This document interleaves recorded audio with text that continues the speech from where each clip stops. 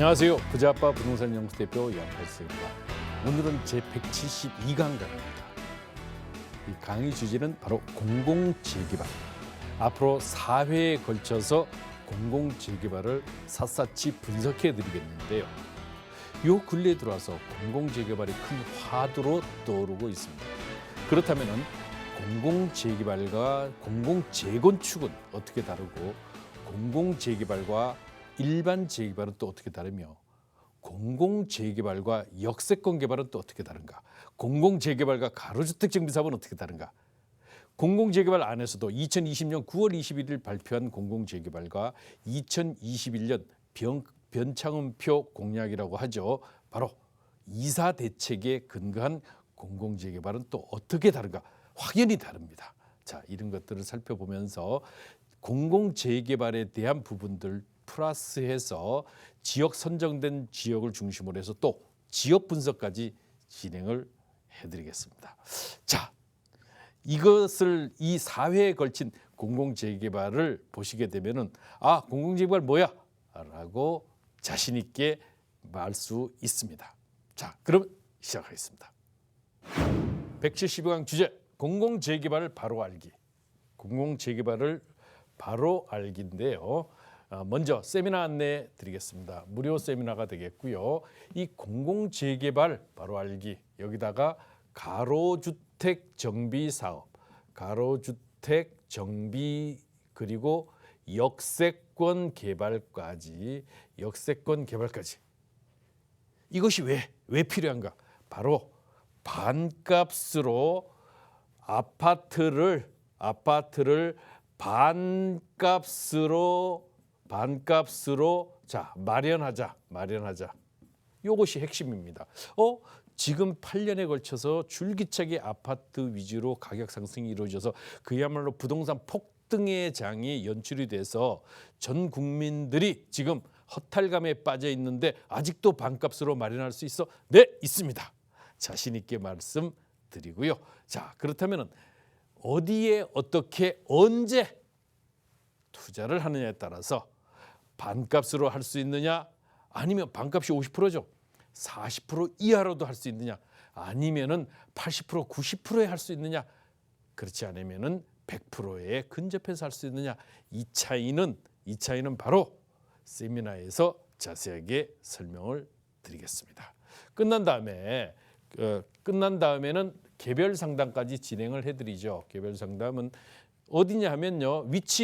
위치는 바로 매주 수요일 오후 2시에 어디서요? 전철 9호선 신논현역 3번 출구 200m 지점 거평타운 2층이 되겠습니다. 전화 02-2638-3956 02-2638-3956번이고 개별 상담 전화 또한 마찬가지로 2638-3956 신논현역입니다. 바로 전철 9호선 3번 출구 200m 지점 거평타운 2층 언제? 매주 수요일 오후 2시가 되겠습니다. 강의 시작하겠습니다. 그렇습니다. 공공재개발 과연 무엇일까요? 공공재개발 이 사업 개념을 우선 살펴보게 되면은 사업성 부족이죠. 사업성 부족 등 사유로 정체된 정비구역이나 신규 예정구역에 대해서 공공시행자면 누구를 말하죠? LH나 SH를 말하죠. 공공성 요건을 충족, 즉 공급임대 이런 것들이죠. 그렇게 됐을 때 인센티브를 주어서 사업을 정상화 또는 촉진시켜서 도심 내의 목적은 도심 내의 주택 공급 기반을 강화, 한마디로 도심 내에 아파트 공급하겠다 이겁니다. 이 공공시행자 지정 요건을 보게 되면은 단독으로 시행할 때는 토지 등 소유자의 3분의 2 이상, 토지 면적의 2분의 1 이상의 뭐예요? 동의를 확보해야 됩니다. 공동시행일 때는 조합원 과반수의 동의만 얻으면 된다. 조합과 공동시행일 때는 과반수의 동의를 얻으면 되고 공공성 요건은 주택의 50% 이상 공공임대 등 공급하게 되면은 여기는 공공임대와 수익형 전세 지분형 요거를 다 포함하는 겁니다. 포함하면은 이건 뭐예요? 조합원 분양분을 뭐예요? 제외하면 일반 분양분이 남죠. 일반 분양분 주택의 50% 이상을 공공임대로 돌리게 되면은 공공성 요건을 충족한다. 그랬을 때 인센티브는 도시규제 완화, 사업성 보장, 신속한 인허가, 사업비 지원, 즉 1, 2, 3, 4 이런 부분들을 지원을 해주겠다. 그러면 공공재개발 사업의 도입 취지는 바로 이제 다음의 지역을 우선 선정해서 검토를 하겠다. 첫 번째, 인접된 다른 지역들은 이미 기반시설 연계, 도시 기반시설이 잘 갖춰져 있으니까 기반시설을 뭐예요? 연계가 가능해요. 지역 여건 개선 효과, 여기를 재개발을 지원을 하게 되면 인센티브를 부여해서 개발을 지원하면 개선 효과가 커다란 지역, 예를 들면은 뉴타운 지역에 재개발이 진행된 때 일부 지역만 해지되어서 그 지역만 그야말로 낙후된 채로 남아 있는 경우가 있습니다. 바로 이들 지역 같은 경우 다시 지정을 해서 아파트 단지로 이제 만들게 되면은 주변 환경과 더불어 시너지 효과가 크게 나타난다는 그런 이야기가 되겠죠. 두 번째는 이런 지역이 구릉지예요. 굉장히 이런 구릉지가 있어서 또한 고도 제한이라든가 이런 것들에 따른 입지 특성상 규모의 제한이 있었어요. 그래서 제한이 있으면 아무래도 예를 들면 뒤에 남산이 있거나 앞에 한강이 있으면 어때요? 고도 제한을 상대적으로 받게 되죠. 또 군사 시설이 있거나 그렇지 않으면은 공원, 국가 지정 공원 등이 위치하게 되면은 어떻게 됩니까? 국가 지정 문화재 같은 것들이 있게 되면은 고도 제한을 당연히 받게 되죠. 이렇게 될 때는 사업성 개선이 어려워서 정체된 이런 지역이 그렇게 극심한 노후 지역들이 또 많거든요. 세 번째는 재난 및 안전 관리가 필요한 지역, 안전 진단을 했더니 D등급이나 E등급이 나와서 정말 언제 쓰러질지 모르는 이런 불안한 이런 것들이 있습니다. 그래서 또한 네 번째, 역세권 등 지리적 여건은 아주 좋지만은 동의율, 추진주체 부재 등으로 장기 정체된 구역. 그렇습니다. 유념하셔야 되는 게 추진주체 부재예요. 뭐냐 하면 정말 노후돼 있어. 입지 좋아. 주변 아파트로 탈바꿈하면 정말 가치 좋아.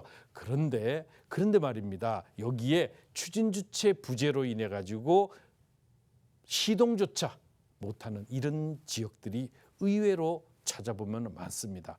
바로 여기에 한마디로 쏘시기를 해서 불을 붙이는 역할을 누군가는 해야 되는데 이렇게 해야만 되는 것이 바로 그 지역에 대한 개발 가치를 상승시킨다. 다섯 번째, 장기 정체된 구역으로서 동의율은 높지만 사업성이 떨어져요. 실제로 보니까 주변의 아파트 시세나 아니면 이 실제로 전철역과의 거리가 멀면 또 서울의 중심가에서 약간 떨어진 외지 쪽으로 외곽 쪽으로 가게 되면은 아무래도 아파트 값이 상당 부분 떨어지죠. 그렇게 되는데 정말 오래되고 노후되고 여러 가지 시설 낙후됐기 때문에 재개발의 동의율은 굉장히 높지만은 이 사업성이 떨어지기 때문에 진행을 할 수가 없습니다. 여기에 사업 개선을 위한 방안들을 한마디로 찾아주겠다. 그리고 돌출 경관을 초래하거나 구역계가 불규칙한 지역 이런 부분들은 이제 제외를 하게 되고, 일곱 번째, 공공재개발 사업 도입 취지와 서울시 정책 여건상 공공재개발 사업 선정이 필요하다고 선정위원회에서 인정하는 지역, 바로 여덟 지역이 되겠습니다. 이거는 뭐 한마디로 선정위원회에서 선정하면 되는 것이죠. 그래서 이런 지역들이 있습니다. 자, 그러면 공공 또는 공동 시행 방식이 단독으로 공동 시행 방식이 어떻게 이루어지느냐? 조합 또는 주민 대표회의가 먼저 있겠죠. 그 지역에 낙후되어 있는 곳에 거기에 LH라고 하는 공공기관이 등장을 하게 됩니다. 여기 물론 SH 포함입니다. SH 포함. 이렇게 되면은 약정을 체결해요. 어떻게 사업 총괄, 자금 조달, 미분양 주택 매입 확약 등 이런 사업 총괄에 대한 것들을 해서 토지 등 위탁 책임을 이제 맡기게 되죠. 맡기게 되고 그렇게 되면 이제 LH 신용보강에서 자금 조달, 주택도시기금에서 자금 조달이 기금 대출이 보통 70%에서 90%까지 된다고 하죠. 요게 이제 그 지역적 어떤 그런 여러 가지 인센티브 거기에 따른 그 기여율이라든가 이런 것들에 따라서 이제 퍼센테이지가 좀 달라지기는 하는데 이 기금 대출이 저리로 이루어지게 되죠. 1.5 내지 1.8% 정도로 이렇게 되면은 이렇게 돼서 이제 사업이 진행이 됩니다. 진행이 되게 되면은 이제 분양대금 이제 정비업체 지정 그리고 건설 시공사 정비업체 그리고 일반 분양자들이 이제 시공사가 정비업체가 먼저 정해지게 되겠죠. 정비업체가 먼저 정해지고 그 다음에 조합 설립 인가를 받게 되면은 재개발의 경우 조합 설립 인가를 받으면 시공사가 정해지고 이 시공사의 공사의 그 시공사의 이 담보 내지는 보증 확약으로 이제 여러 가지의 대출들이 이제 진행이 되고 또 그 책임 준공이 이루어지게 되면은 이제 공사를 마무리하게 됩니다. 그리고 전부 철거를 마무리한 다음에 바로 이제 분양에 들어가게 되겠죠. 우리 보통 선분양이 진행이 되니까요. 우리나라는 선분양으로 진행이 되니까 일반 분양자들이 이제 분양을 받게 됩니다. 요 근래는 서울 웬만한 지역 같으면은 로또 복권 못지않은 이런 혜택이 주어지는 당첨에 아주 그 높은 메리트가 있습니다. 이 공공재개발이 이런데 그렇다면은 그런 사업은 그래 나 상관없어 어떻게 해서 이 사업성에 대한 것들을 개선시킨다는 거야? 그렇습니다. 이 혜택이 첫 번째가 도시 규제를 어떻게 완화 이것은 행정적이 되겠죠. 행정적 절차를 통해서 용도 지역을 상향 즉 2종이나 3종 일반 주거 지역을 어디에요? 준주거로까지도 가능하겠죠. 그리고 용적률을 상향. 여기는 서울의 경우입니다. 서울의 경우 여기는 200, 여기는 250%를 어떻게 해요? 20%를 상향해요. 요거는 뭐냐면 국토의 계획 이용에 관한 법에 근거하면은 요거는 250%, 요거는 300%니까 여기에 20%를 더하면은 300% 내지 360%로까지 용적률을 상향시킬 수 있다. 그렇지 않으면은 용도 지역에 대한 이 부분들을 상향해서 준주거로 만들든가. 그리고 기부 체납을 완화해 주겠다. 요거는 자, 사업비 융자와 이주비 융자 기반시설 국비 지원은 재정 지원입니다. 재정적 지원이 되겠죠. 재정적 지원에 이런 대출에 대한 융자, 저리로 융자를 함으로 해서 사업성을 개선을 시키게 됩니다. 그리고 사업성을 보장하는 겁니다. 사업성을 보장하는 거예요.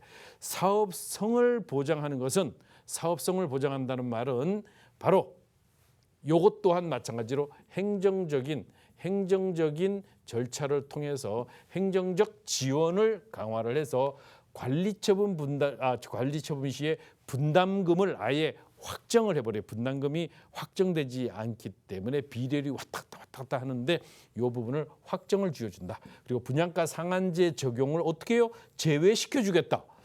요 또한 큰 메리트 중에 하나죠. 요 근래에 들어와서 분양가 상한제 적용한 아파트 분양가와 상한제 적용 제외의 가격은 한 세대만 해도 30평대 기준으로 수억 원에 이르거든요. 이렇기 때문에 이 부분은 매우 메리트가 큰 가치를 가지고 있고 마지막으로 신속한 인허가. 얘가 가장 큽니다. 얘는 별 5개 되는데 얘가 가장 큰 혜택입니다. 어떻게 도시계획 수권소유나 사업계획의 통합 심의를 통해서 기간을 어떻게 절반으로 줄이는 겁니다. 절반으로 줄이니까 획기적으로 10년 걸리던 게 5년밖에 걸리지 않게 되죠. 이런 그 아주 신속한 인허가를 통해서 높은 그런 기대가치, 즉 사업성을 크게 개선할 수 있습니다. 그렇다면 우리가 민간 재개발과 그다음에 공공 재개발의 차이점은 뭘까? 요 공공 재개발은 그냥 보편 타당한 공공재개발. 예를 들면 2020년 9월 21일 발표한 공공재개발을 기준으로 놓고 본 겁니다. 2021년 이사 대책에 나온 공공재개발은 다음 회차에서 설명을 드리도록 하고요. 이 민간 재개발은 분양가 상한제 적용이 되죠. 분양가 상한제는 적용이 되는데 여기는 분양가 상한제의 적용이 제외된다.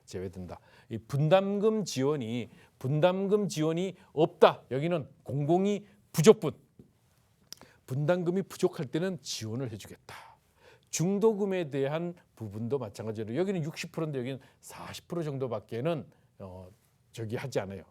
그래서 40%만 부담하면 되거든요. 중도금 보통 계약금 10%, 중도금 60%, 나머지 잔금 이렇게 하는데 여기는 중도금을 40% 정도만 받으니까 상대적으로 부담이 아주 경감될 수밖에 없죠. 사업 기간이 10년 걸리던 게 약 5년으로 절반 2분의 1로 단축이 되죠. 2분의 1로 단축되니까 얘가 가장 중요하다. 정말 중요하죠. 사실은 소요 시간이 짧기 때문에 거기에 따른 모든 경비들이 전부 절감이 되죠. 그러니까 사업성이 대폭 개선이 된다. 이 마찬가지입니다만은 조합 설립에서 사업 시행 인가가 40개월 걸리던 것을 18개월로 줄이는 거예요. 줄이면 통합 심의를 하기 때문에 줄어듭니다. 사업비 지원이 여기는 없지만은 여기는 총사업비의 50%까지 지원을 해주겠다. 이주비 지원도 없지만 여기는 지원을 해주겠다. 동의율은 추진위 때는 2분의 1, 조합 설립일 때는 4분의 3 일반 재개발입니다. 그런데 조합 설립 때는 물론 2분의 1, 공공 단독일 때는 3분의 2 정도의 충족. 공공 단독일 때는 LH나 SH가 단독으로 시행할 때, 그런데 공동으로 시행할 때는 좀 다르죠. 공동으로 시행할 때는 다르다. 그래서 기부 체납도 50에서 70%를 해야 되지만 여기는 기부 체납 비율도 줄여주겠다. 20에서 50%로 기부 체납 비율도 물론 요거는 퍼센테이지니까 그렇지만요. 실제로 여기에 용적률 뭐 이런 것들을 혜택을 주면서 실제 절대적인 임대 아파트의 세대 개수는 늘어납니다. 그런데 여기서는 이제 퍼센테이지로만 말씀을 드리는 거니까 마치 줄어드는 것처럼 보일 뿐입니다. 자, 공공재개발의 관련법 개정에 따른 세부 내용을 보면은 결국 공공재개발 관련 도시 및 주거환경 정비법에 개정한 세부 내용이에요. 법적 상한은 요거는 300%예요. 요거 300%는 뭐죠? 3종 일반 주거지역. 3종 일반 주거지역을 말하는데 여기에 120% 하면은 360%까지가 되겠죠. 그래서 용적률 인센티브를 주겠다. 물론 올라간 것의 절반 2분의 1은 뭐예요? 공공기여를 해야 됩니다. 초과 용적률에 대한 주택 기부 체납 비율을 20에서 50%로 줄여주겠다. 기부 체납받는 공공임대 일부는 전용 85제곱미터로 공급을 하겠다. 너무 작은 걸로 막 쪼개가지고 이렇게 하지는 않겠다. 통합심의위원회를 구성해서 각종 심의를 통합 처리하면 뭐예요? 기간이 어떻게 돼요? 단축이 되겠죠. 단축이 돼서 아주 절차가 간소해지기 때문에 기간이 단축된다. 절차 시작 후 들어온 조합원은 감정평가액보다 비싸게 피치 못하게 이미 사업에 출발을 한 다음에 출발 후에 매수한 사람, 즉 투자한 사람이 되겠죠. 투자한 사람들은 감정평가액보다 비싸게 분양을 해주겠다. 그래서 그 차별화를 위해서 투기 세력들이 들어오지 못하게 해서 여기가 그야말로 이제 한마디로 투자판으로 변하는 것은 맞고 급격한 가격 상승은 이제 상대적으로 막아보겠다라고 하는 것이 이제 요지입니다. 그러면